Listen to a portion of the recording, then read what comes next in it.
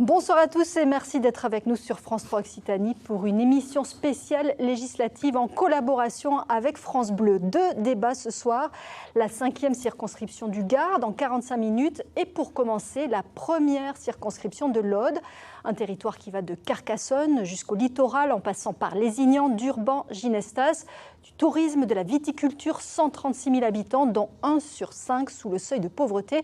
Voilà pour quelques repères. Une circonscription au casting pour le moins inattendu. Avec nous sur ce plateau ce soir, bonsoir Philippe Poutou.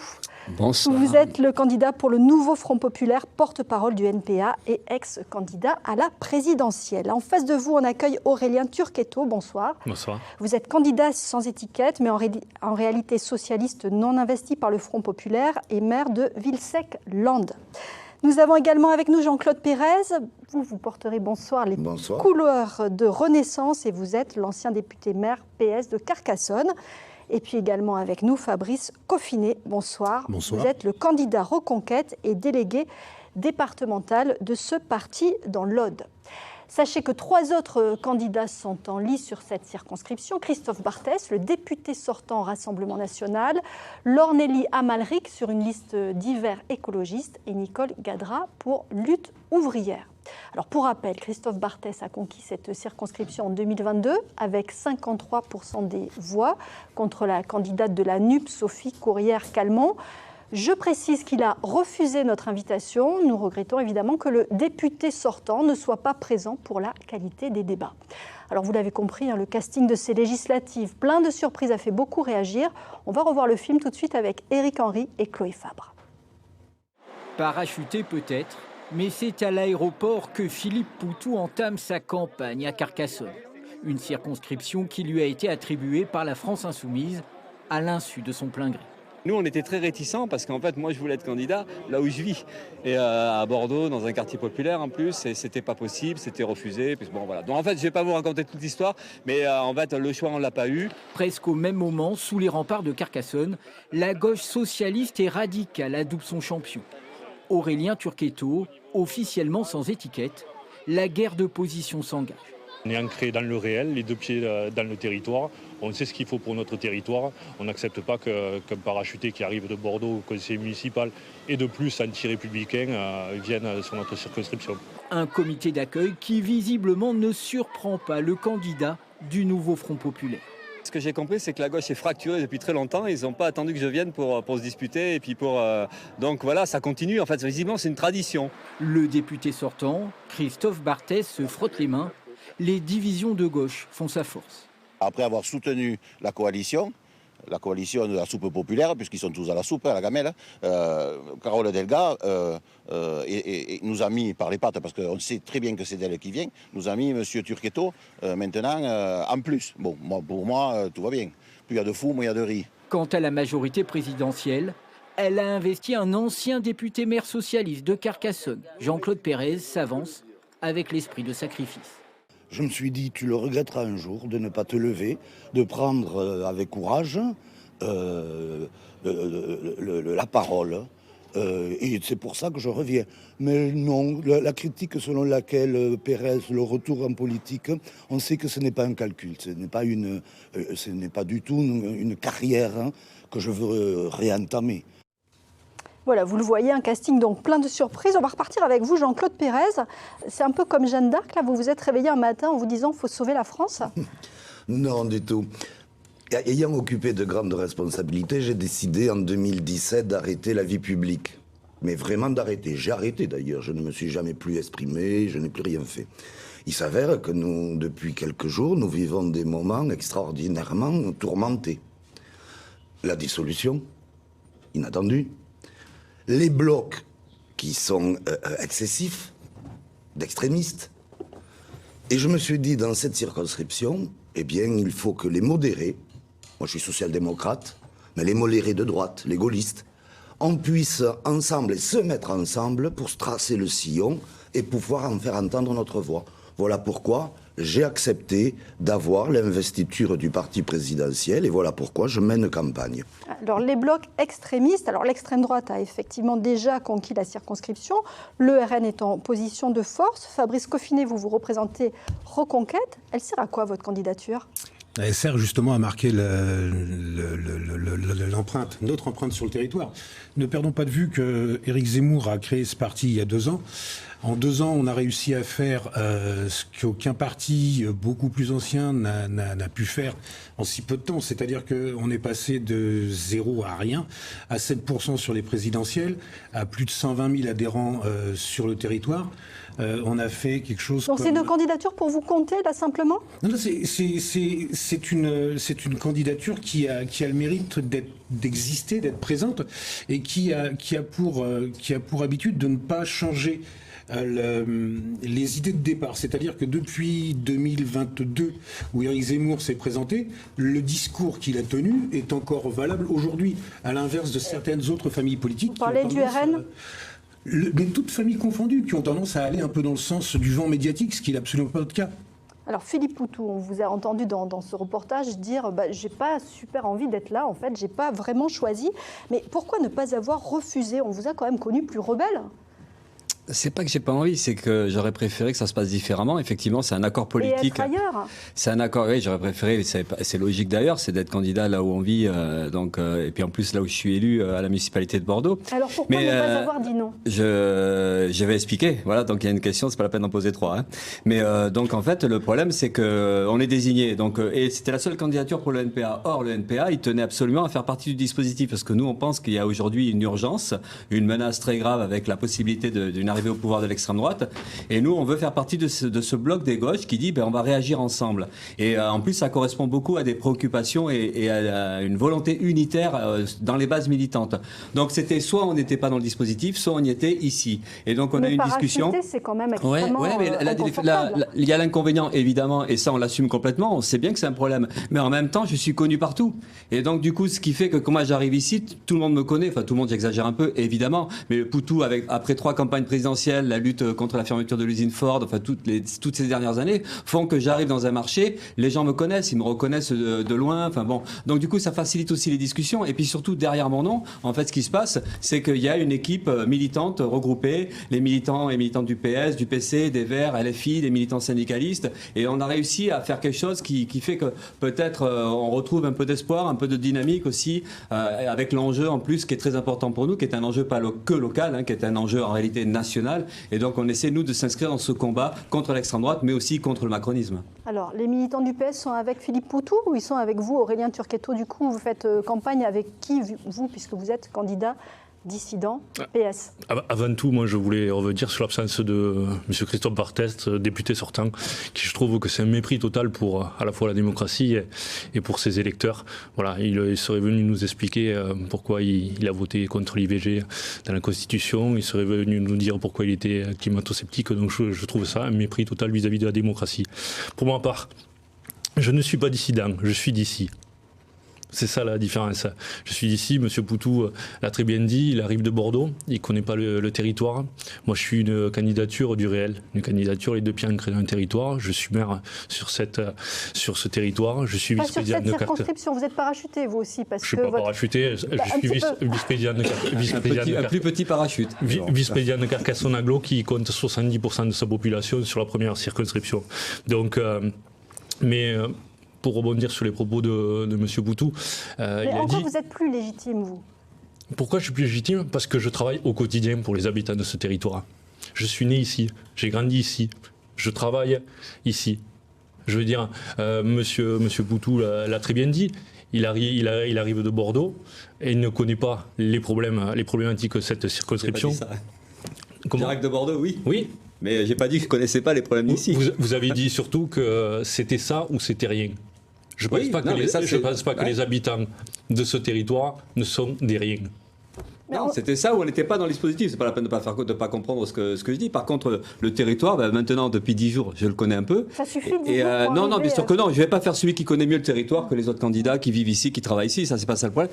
Mais en fait, moi, j'ai fait 3 campagnes présidentielles et sur tout le territoire, en fait, et aux zones rurales ou aux zones urbaines. Et on s'aperçoit que malheureusement, les politiques ultralibérales ont les mêmes conséquences un peu partout. Et les problèmes ruraux ou citadins ici sont à peu près les mêmes que dans plein d'endroits. Donc en fait, fait, on se retrouve à la fois des gens qui me reconnaissent, mais même moi qui reconnais les problèmes, les questions de service public, les questions de précarité, de chômage. Et donc, de ce point de vue-là, on a l'impression quand même que, quel que soit l'endroit où on va, on connaît le territoire et en fait, on a cette même réflexion qu'à un moment donné, il va falloir que les opprimés, que les pauvres relèvent la tête et se battent. Et donc, on est dans cette situation-là. Et c'est là où la discussion ici, c'est à peu près les mêmes que dans plein d'endroits, en fait. Donc, c'est pour ça qu'on n'est pas du tout décalé. Je ne suis pas du tout décalé en réalité. Jean-Claude Pérez, ça vous aide la candidature Poutou? Oui, énormément. Énormément. Mais juste pour dire que chez les socialistes, j'en aurais aussi. Hein. Ayant été député pendant... pour tout le monde. Non, mais ayant été député pendant 20 ans, j'ai ratissé de partout la circonscription. Je connais beaucoup de socialistes. Évidemment, c'est M. Turquetto qui a l'appui des caciques de la région, le département, l'agglo, la communauté de communes du Lézignan. J'ai l'appui du territoire. Et là, vous avez l'appui. Mais bon, ça se faisait dans le passé, ça. Avant, les élus donnaient des consignes, ça marchait. Là, maintenant, les élus peuvent donner des consignes. On verra bien dimanche ce que cela donne. Mais en tout cas, social-démocrate, vous doutez bien que j'en aurai. Donc, vous avez des socialistes divisés en trois. Vous en avez qui voteront pour M. Poutou. Vous en avez qui voteront un peu plus, je l'accorde, mais il n'a que ce matelas-là. Hein. Les communistes, les écologistes, les insoumis ne voteront pas M. Turquetto. Il n'a que cet électorat-là. M. Poutou se retrouve amputé par une grande part de socialistes, mais il y a la coalition qui existe toujours. Oui, et puis il y a les bases militantes. Et en ce qui me concerne, j'ai les socialistes, mais j'ai la droite modérée et j'ai les gaullistes. Oui, une partie des socialistes. Bon, tout ça oui, je vous l'ai dit. Tout ça va faire les affaires de l'extrême droite, Fabrice Couffinet, et de vous et de Christophe Barthès. Déjà, Reconquête n'est pas extrême droite. Enfin, ça, faut qu'on arrive à se le rentrer dans la tête. Moi, ce qui me gêne avec M. Poutou, c'est pas trop le fait qu'il soit pas parachuté. Je veux dire, ça arrive à tout le monde. Et l'avantage des législatives, c'est le fait de pouvoir justement prétendre à postuler un peu partout en France. Non, ce qui me gêne un peu, moi, c'est le lieu sur lequel vous avez été parachuté. Eu égard au colonel Bertram, je vous le cache pas, je dois pas être le premier à vous avoir fait cette réflexion. J'ai entendu ça, ouais. Alors expliquez Fabrice Couffinet, je trouve qu'est-ce qui sincèrement pose problème ? que les propos que M. Poutou a pu tenir par rapport au Hamas et sur les actes terroristes en règle générale font que je trouve ça particulièrement déplacé. En fait, il aurait pu être parachuté n'importe où, ça m'aurait beaucoup moins gêné. Encore sur une circonscription où il y a eu des attentats à Trèbes et à Carcassonne. Non, mais on est bien d'accord. Trèbes et Carcassonne, c'est absolument pas l'endroit idyllique. Alors, je sais pas si c'est une volonté de LFI de vous tendre un piège à peine déguisé en vous donnant une participation sur cette élection et en vous plaçant malheureusement ici. Mais sincèrement pour vous, et j'espère que comme pour beaucoup d'Audois, ça va les réfréner au niveau des urnes, parce que sincèrement, ne serait-ce que on a eu trop de victimes par rapport à tout ça pour vous permettre de venir ici avec votre candidature, sincèrement. C'était un cadeau empoisonné, cette circonscription. Je partage votre opinion, monsieur. Je vous remercie, monsieur Pérez. On la partage tous. Voilà, tout le monde la partage. Alors répondez, Philippe Poutou. Donc, ce qui est intéressant, c'est à quel point une campagne peut se traduire par des mensonges et des calomnies, parce qu'en fait, le vrai problème politique, c'est que nous, on est en soutien de la lutte du peuple palestinien contre la guerre coloniale qui est menée par Israël. Et donc ça devient par glissement, mais on le voit partout, les camarades de l'AFI sont aussi concernés par ce reproche-là, par glissement, on devient des pro-terroristes et des pro-Hamas. Et par glissement, et encore plus lointain, parce que le drame vécu à Trèbes avec la mort du colonel Beltran et des 3 autres victimes, ça n'a rien à voir en plus avec le Hamas. C'est un terrorisme islamiste de Daesh. Donc en fait, par glissement, on devient des pro-terroristes, mais de la même manière, par glissement... Non, je finis mon explication parce qu'on ne peut pas se faire insulter sans pouvoir répondre un petit peu en détail quand même. Et par glissement, on devient aussi antisémite. Vous avez vu les grands débats. Donc en fait, on est où le danger maintenant, le danger raciste ou le danger violent, c'est plus l'extrême droite, c'est la gauche et sa partie radicale. Donc en fait, on est dans un truc hyper calomnieux, hyper outrancier. Mais ceci dit, moi je suis allé à Trèbes, au marché de villages environnants. On n'a aucun problème. Personne vient nous dire il n'y a que ce monde-là de politicards installés qui est en train de faire ça. Donc nous, on est vraiment dans une rencontre de M. Éric Ménassi, le maire de Trèbes. Comment ? Est-ce que vous êtes allé à la rencontre de monsieur? On lui a proposé une rencontre, on attend, c'est possible qu'on ait cette rencontre-là. Il vous avez invité sur Sud Radio à aller se recueillir. Oui, mais on y est allé sans lui, mais on a proposé une rencontre avec monsieur Benassi et on attend la réponse. Mais nous, on n'a aucun problème avec ça. S'il vous plaît, je voudrais qu'on écoute Carole Delga, elle aussi ne soutient pas du tout votre candidature, hein. Ah oui, Philippe Poutou, et on va l'écouter. Poutou ne s'inscrit pas, ne s'inscrit pas dans les valeurs du programme du nouveau Front populaire. Et personne ne pourra prouver le contraire. Il est il a été investi par LFI, je l'ai écrit, il est hors de question qu'on se compromette dans ce type d'élection. Et donc, nous appelons à soutenir tous les socialistes au doigt, le candidat Aurélien Turquetto. Voilà. Non, Carole Delga soutient le Front populaire partout en Occitanie, sauf sur la première circonscription de l'Aude où elle soutient votre candidature. Est-ce que tout ça ne brouille pas les cartes ? Non, ça ne brouille pas les cartes. Je pense qu'elle a été claire dans ses propos. Je veux dire, nous, on est la gauche du réel, les deux pieds ancrés sur le territoire. On combine économie, écologie, justice sociale. Et c'est vrai qu'on est victime, la première circonscription, de ces accords de Paris avec la candidature de monsieur Poutou. Auxquels les socialistes ont participé à ces accords, Aurélien Turquetto. Ah, mais moi, je suis une candidature sans étiquette, quoi.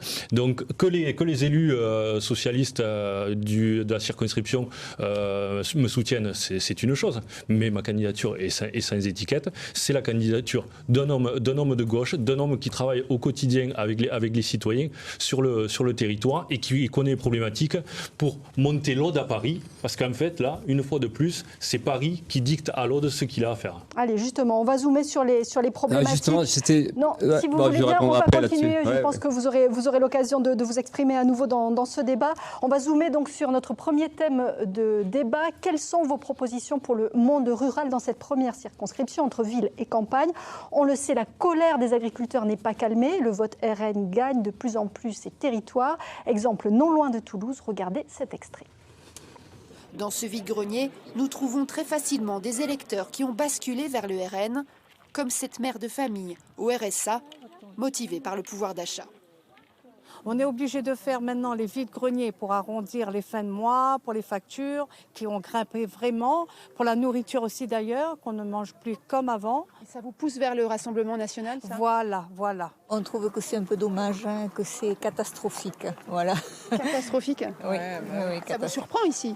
Oui, surtout ici, dans une commune de si peu d'habitants où il n'y a pas beaucoup de délinquance et pas grand-chose à reprocher au village, quoi. Enraciné dans ces terres agricoles, le Rassemblement national séduit pourtant de plus en plus d'agriculteurs. À 59 ans, ce céréalier a fait partie des premiers à se mobiliser lors de la crise agricole. Il réclamait notamment la création d'une retenue d'eau pour irriguer ses cultures de maïs. Aujourd'hui, quand on a une présidente de région qui nous dit qu'on ne fera pas cette retenue, eh bien, on espère que d'autres personnes feront quelque chose pour que cette retenue se fasse. Pourquoi pas, le Rassemblement national va nous apporter quelque chose. En 10 ans, il a perdu la moitié de ses aides de la PAC et peine à se verser un SMIC. Votre niveau de colère sur une échelle de 1 à 10, il est à combien aujourd'hui ? Il est à 15. À 15 ? Ben oui. Ouais.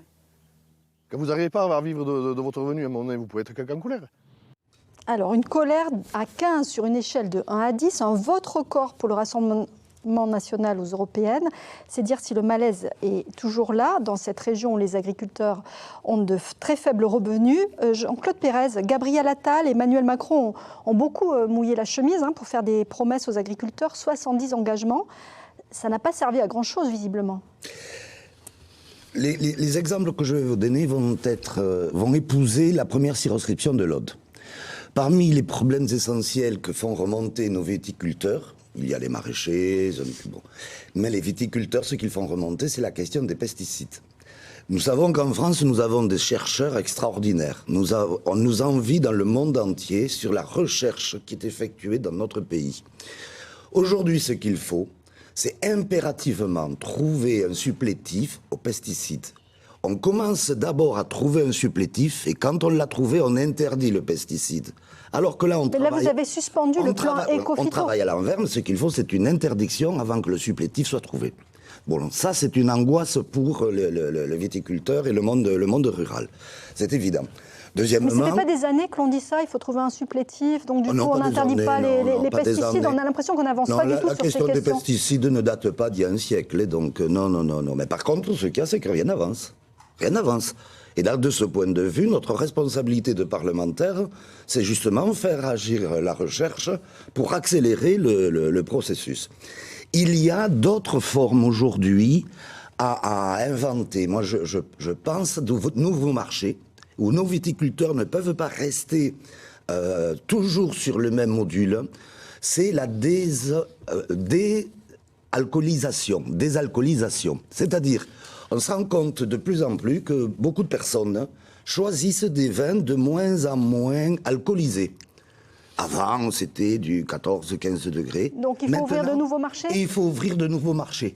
Parce que c'est sur ce terrain-là que l'on pourra s'inscrire dans un développement économique, que l'on pourra relever la tête et que l'on pourra agir. Alors ça suffit, Fabrice Couffinet, ces solutions proposées par Jean-Claude Pérez ? Ce n'est qu'une partie visible de l'iceberg. Pour les avoir côtoyés ces derniers mois sur les différentes manifs qu'ils ont pu faire sur Narbonne notamment, il y a un gros et vrai problème qui est Bruxelles. Déjà pour commencer, avec la libre circulation, beaucoup m'ont parlé de vins venant d'Espagne qui leur posaient de gros problèmes en termes de rentabilité, enfin de vente et de production derrière. Donc ça c'est une partie, mais c'est pas tout. Je veux dire, on a pu voir le cirque de Monsieur Macron au Salon de l'Agriculture. Il a réussi encore une fois à enfumer nos agriculteurs, nos viticulteurs, nos producteurs, nos éleveurs. Il a calmé tout le monde. Je veux dire, c'était visible. On arrive à rien. Monsieur Macron, avec le respect que je lui dois, continue de créer des nuages de fumée qui n'aboutissent à rien. Donc ça lui fait effectivement gagner un peu de temps. Les derniers résultats là, sur les européennes l'ont amené à dissoudre l'Assemblée. Les messages que lui envoie le peuple ne servent à rien. Il n'y a aucun signal d'alarme pour lui. C'est pour ça que je convoque. Non mais je suis fier. Enfin, je suis fier. Je suis admiratif que vous osiez prendre la casquette du parti présidentiel, parce que vous allez, enfin je sais pas où vous allez, mais alors, vous n'avez pas pris on le saura dimanche, monsieur, on le saura dimanche. On peut toujours espérer. On va écouter Aurélien Turquetto. Voilà. Pour revendiquer le terrain, donc quelle solution pour les agriculteurs, et notamment ceux de votre première circonscription ? Notamment la viticulture, qui est le pilier de la première circonscription, quoi. Moi, j'ai fait mes études à un lycée agricole à Charlemagne. Je connais très bien, pas plus tard qu'hier, j'étais avec Ludovic Roux, le président des coopérateurs d'Occitanie. Et la problématique, elle est bien plus loin que ça, monsieur Jean-Claude Pérez. Au-delà des produits phyto, il va falloir un choc d'investissement. Alors, je suis très surpris que Jean-Claude Pérez dise ce qu'il y a à faire, hein, sachant qu'il est investi par la majorité présidentielle, hein, et que depuis 2017, à preuve du contraire, c'est monsieur Macron qui est président de la République. Alors un choc d'investissement pour investir dans quoi ? Par rapport aux caves coopératives. Jusque-là, vous êtes perspicace. Ouais, continuez. Je vais continuer, Jean-Claude, je vais continuer. Mais ce choc d'investissement, c'est la transformation des coopératives qu'il va falloir. Il y a aussi la problématique de l'eau, de l'irrigation, que personne n'en parle. Mais maximum 30 à 40% des surfaces agricoles utiles seront irrigables, même si on vient à irriguer tout ce territoire. Mais à preuve du contraire, il n'y a que la vigne à l'heure actuelle qui donne un bon seuil de rentabilité. Et ce choc d'investissement, c'est à travers les caves coopératives ou les caves indépendantes et les apporter vers du nouveau matériel pour créer des nouvelles boissons ou des boissons en désalcoolisation qui va falloir. Vous rejoignez la proposition. Mais après, ce que je voudrais dire également, c'est que l'eau, ça dépasse aussi l'enjeu agricole. Alors je ne sais pas si on y reviendra plus tard. Justement, très bien. C'est parfait que vous parliez de ça, parce que je voulais justement interroger Philippe Poutou sur la question de l'eau, parce que le nouveau Front populaire demande, lui, un moratoire sur les bassines. Ça veut dire que c'est terminé, on ne stocke plus d'eau, on ne fait plus de réserve. C'est une aberration environnementale, donc c'est pour ça que c'est notamment posé dans le Marais poitevin, mais aussi en Auvergne. Mais pour discuter un peu généralement, puisque ça discutait des viticulteurs et de la souffrance du monde paysan, et là par rapport même, ça fait le lien avec ce que disait Delga, sur le fait qu'on ne partagerait pas le programme du nouveau Front Populaire. En fait, dans le programme du nouveau Front Populaire, ce qu'on revendique, c'est les prix planchers pour les agriculteurs et c'est aussi une garantie de revenu minimum pour tout le monde. C'est vrai pour les personnes aujourd'hui qui subissent le chômage et la précarité dans les villes ou partout ailleurs, mais c'est vrai aussi pour toutes les personnes qui ont un travail et qui n'arrivent pas à en vivre. Et on a bien vu que ce soit la viticulture ou les maraîchers, toute cette zone, d'ailleurs on l'a vu aussi avec la colère du monde paysan il y a quelques mois, tant qu'il y a une souffrance qui est réelle, et la question qui est posée, c'est qu'est-ce qu'on garantit aujourd'hui comme revenu minimum, de manière à ce que les gens puissent vivre de leur travail décemment, et puis même de poser le problème aussi de comment les producteurs, les travailleurs et les travailleuses, ils peuvent avoir le contrôle sur ce qu'ils font. Et donc ça pose aussi le problème d'une confrontation avec tout un monde parasite. On parle beaucoup des grandes surfaces qui s'accaparent une partie de cette richesse-là. Parasites, les grandes surfaces ? Oui, qui absorbent une partie de la richesse, et c'est aussi la marge des grandes surfaces, et aussi on peut parler des banques, qui font qu'il y a une surexploitation du monde paysan et qui n'arrivent pas à s'en sortir. Mais le prix plancher, comment vous le garantissez, Philippe Poutou ? Parce que ça, c'est une idée qu'on a entendue notamment dans la bouche d'Emmanuel Macron, et on voit bien que ça n'aboutit pas. Comment vous pourriez y arriver ? Mais ça, c'est une question de choix politique, de qui c'est qui dirige le pays ou la société ou l'économie. Et c'est aujourd'hui, on le voit, parce que là, on a parlé du défaut d'un parachutage comme le mien, mais on peut parler aussi du gros défaut des personnes qui sont en place depuis des années, droite, extrême droite notamment, puisqu'il y a des élus d'extrême droite dans la région, et on voit que ça change rien pour les plus pauvres. Donc en fait, le problème aujourd'hui, et c'est aussi l'objectif du nouveau Front Populaire, c'est d'essayer de reformuler l'idée d'une gauche offensive et qui pose le problème de la répartition des richesses et qui pose le problème de comment les personnes, toute cette partie de la population qui est opprimée et exploitée, elle puisse à un moment donné avoir un contrôle sur l'économie. Donc c'est pour ça qu'on parle beaucoup de cette idée de socialisation de services publics, cette idée de comment il peut y avoir un rapport différent entre les gens d'en bas et puis le système. Et donc c'est une question de protection sociale. Et après la question de l'argent, puisque un peu derrière c'est le gros débat qu'il y a partout. C'est oui, non, mais mais c'est sauf que puis c'était sur la viticulture. Parce mais après on peut en parler, mais c'est l'idée surtout des moyens financiers qui existent. Nous on pense que l'argent existe, il y a des grosses fortunes, il y a des milliardaires, et c'est cette question-là qu'il faut qu'on arrive à discuter. C'est-à-dire comment on répartit tout ça, comment on réorganise l'économie. Et de ce point de vue-là, on adhère complètement au programme du nouveau Front Populaire, ce qui n'est pas forcément le cas de cette partie du PS qui s'est un peu droitisée au fil des années. Donc après, voilà, à l'eau, on peut en discuter. Mais voilà, avant de discuter des milliardaires, on va quand même s'intéresser aux habitants du territoire, la viticulture. Notamment, il y a un problème très important avec les aléas climatiques, c'est les assurances. Les assurances beaucoup de viticulteurs ne s'assurent plus. Et un coup, une année, ils ont du gel. Un coup, une année, ils ont de la grêle. Et tant qu'on n'arrêtera pas, il faut sortir de cette moyenne olympique qu'on appelle, c'est-à-dire la plus faible, la plus grosse. C'est qu'il faut agir. Mais il faut monter le cran pour après basculer à l'échelle européenne. Mais il faut sortir de la moyenne olympique pour aider les viticulteurs, puisque maintenant, les aléas sont de plus en plus nombreux. Allez, un dernier mot avec vous, Jean-Claude Pérez, et puis on avance sur notre... Je m'en excuse, mais je vais vous faire le résumé du discours de M. Poutou. Votez pour moi, vous allez devenir jeune, riche et beau. C'était court, je vous remercie. C'est plus voter pour nous, à la limite, parce que nous, le nouveau Front Populaire. Alors, je vous propose qu'on avance sur le thème suivant de ce débat sur la première circonscription de l'Aude. On va s'intéresser à l'éducation. Quels moyens pour l'école ?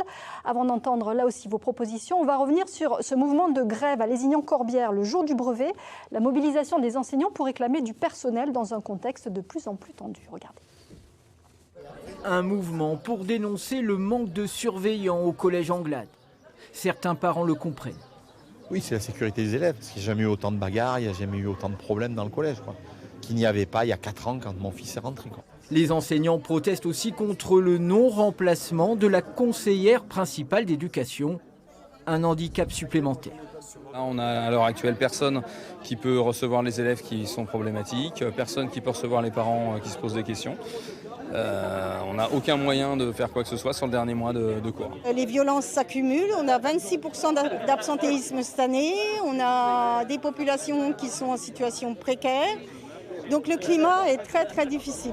La direction des services académiques indique pourtant avoir déjà affecté un surveillant supplémentaire en attendant le remplacement de la CPE, la conseillère principale d'éducation, prévue en septembre.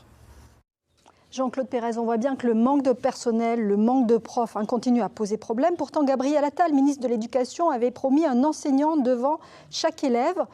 Promesse non tenue, les parents ont pu le vérifier tout au long de l'année. Est-ce que ça cristallise encore plus la colère? Ça cristallise la colère, c'est évident, mais ce que je veux indiquer, c'est que quand on est candidat aux législatives, on peut prouver également qu'on peut agir. Je vais vous donner des exemples concrets sur la circonscription. Ma suppléante, Danielle Hérin, a été députée pendant 5 ans. Elle a maintenu l'ENAC, l'École nationale de l'aviation civile, qui devait quitter Carcassonne. C'était dans les plans gouvernementaux de quitter Carcassonne, et elle a maintenu son maintien, et on a aujourd'hui tous les pilotes qui passent par Carcassonne pour survoler la planète. C'est elle. Elle a créé Cap Alpha. Qu'est-ce que c'est Cap Alpha?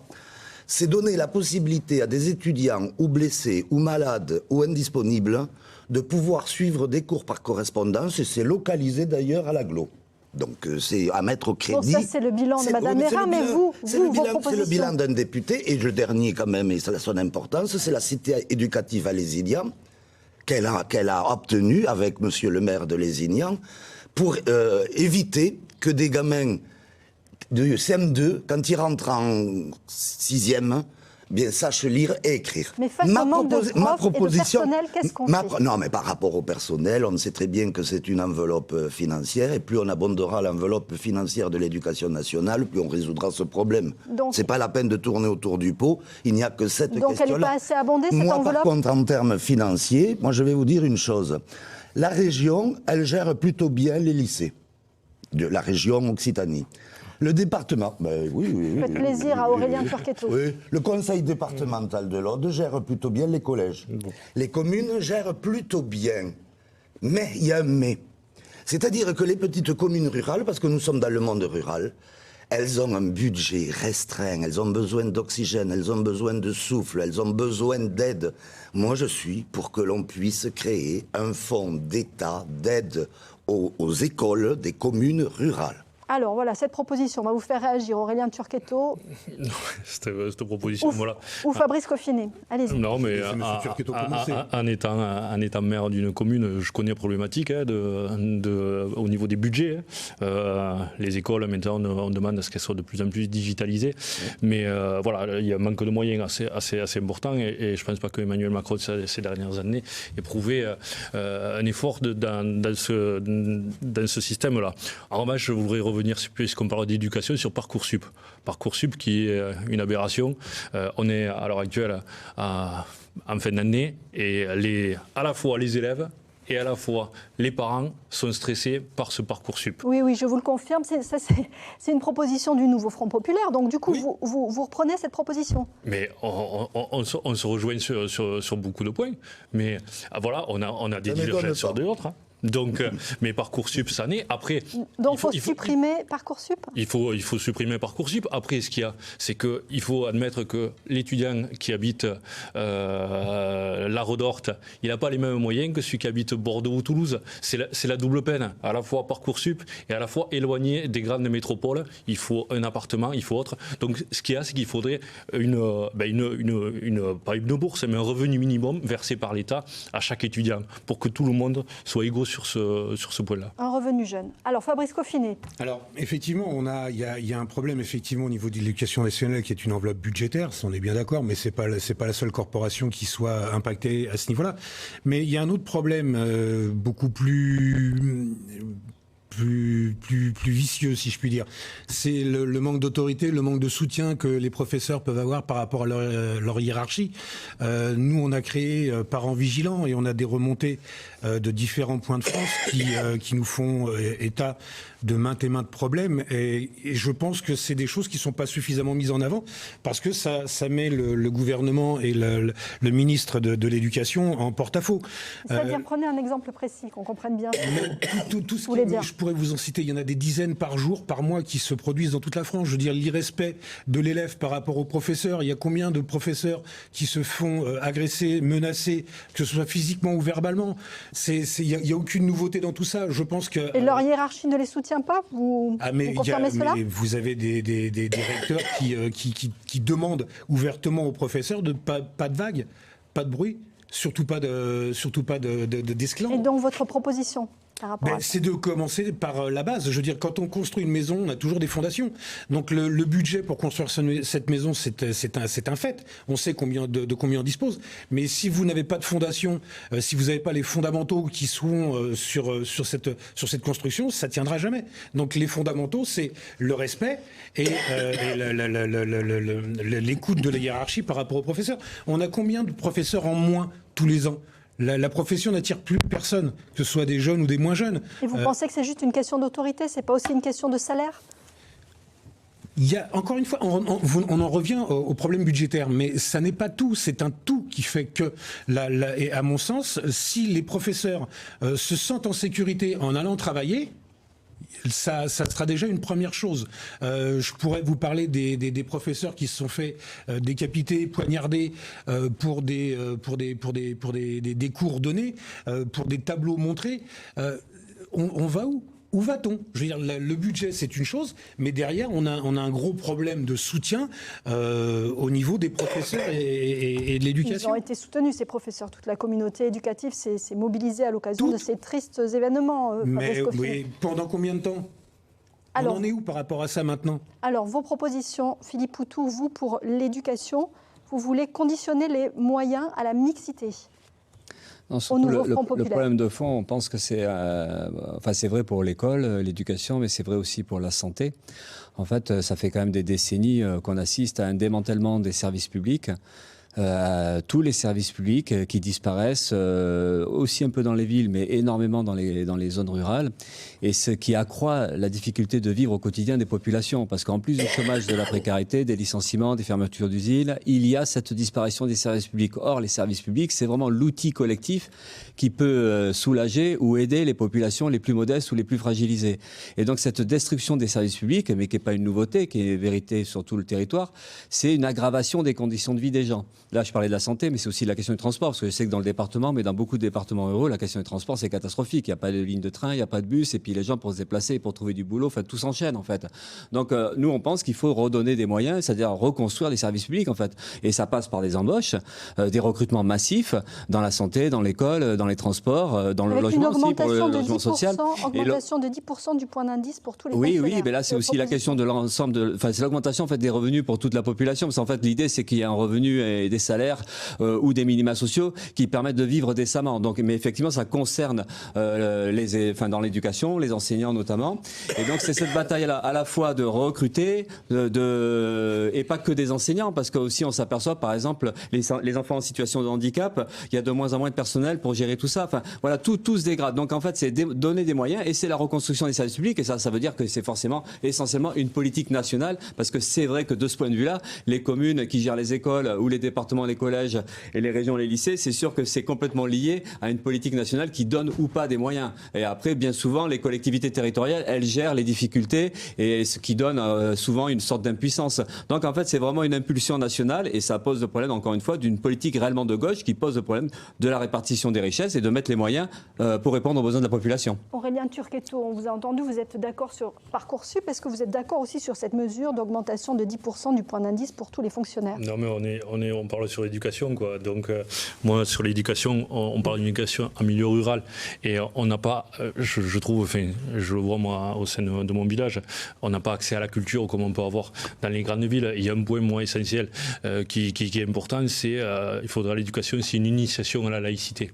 On voit la laïcité, pilier de notre République, qui est totalement bafoué maintenant. Je pense nécessaire que si on veut avoir des citoyens responsables pour l'avenir, il faut recommencer à enseigner la laïcité au sein soit de l'école primaire, soit du collège. Et après... Alors les enseignants se plaignent justement de ne pas être suffisamment formés pour enseigner la laïcité. Ils se sont exprimés justement. Justement, il faut mettre les moyens dessus, parce que je reste persuadé que c'est le pilier de notre République. Allez, une dernière minute pour vous, Jean-Claude Pérez. Je partage tout à fait ce point de vue, et je rajouterai que la foi intime, la pensée intime dans la religion ne doit pas être au-dessus des lois de la République.